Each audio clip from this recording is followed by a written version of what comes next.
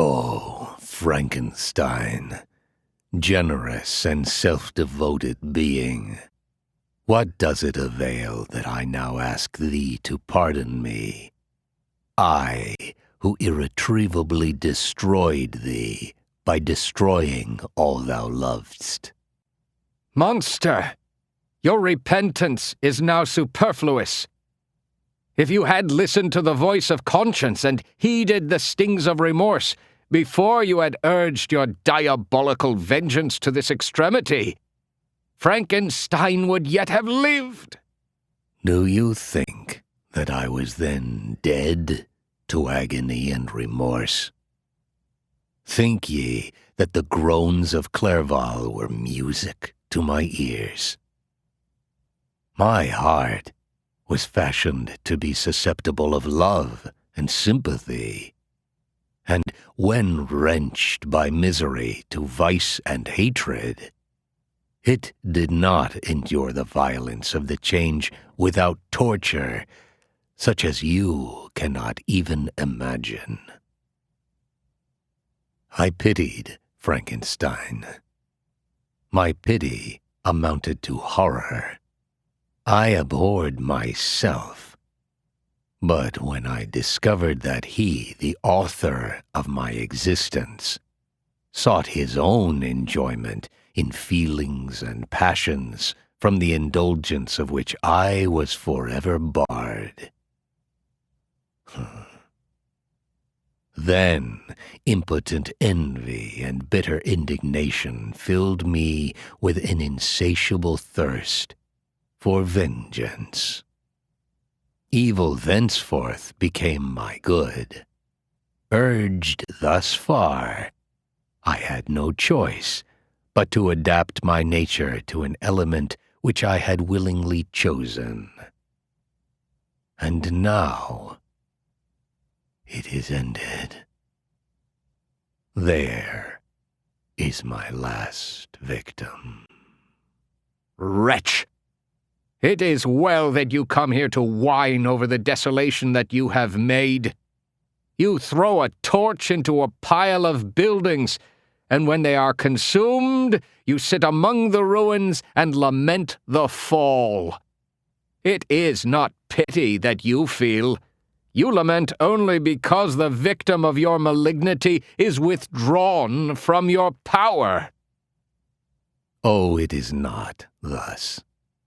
Not thus, yet such must be the impression conveyed to you by what appears to be the purport of my actions. No sympathy may I ever find. When I first sought it, it was the love of virtue, the feelings of happiness and affection with which my whole being overflowed, that I wished to be participated. But now, that virtue has become to me a shadow, and that happiness and affection are turned into bitter and loathing despair. In what should I seek for sympathy? I am content to suffer alone, while my sufferings shall endure. Once I falsely hoped to meet with beings who, pardoning my outward form, would love me for the excellent qualities which I was capable of bringing forth. But now, vice has degraded me beneath the meanest animal. The fallen angel becomes a malignant devil. Yet even that enemy of God and man had friends and associates in his desolation. I am quite alone. It is true that I am a wretch. I have murdered the lovely and the helpless. I have strangled the innocent as they slept, and grasped to death his throat who never injured me or any other living thing. I have devoted my Creator to misery. I have pursued him even to that irremediable ruin. Here he lies, white and cold in death. I look on the hands which executed the deed. I think on the heart in which the imagination of it was conceived. Fear not that I shall be the instrument of future mischief. My work is nearly complete. I shall quit your vessel on the ice raft which brought me hither, and shall seek the most northern extremity of the globe. I shall collect my funeral pile and consume to ashes this miserable frame, that its remains may afford no light to any curious and unhallowed wretch who would create such another as I have been. I shall die. He is dead who called me into being. And when I shall be no more, the very remembrance of us both will speedily vanish.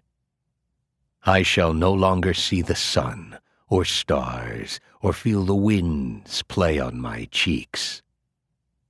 Light, feeling, and sense will pass away. Soon these burning miseries will be extinct. I shall ascend my funeral pile triumphantly. The light of that conflagration will fade away. My ashes will be swept into the sea by the winds. My spirit will sleep in peace. Or if it thinks, it will not surely think thus.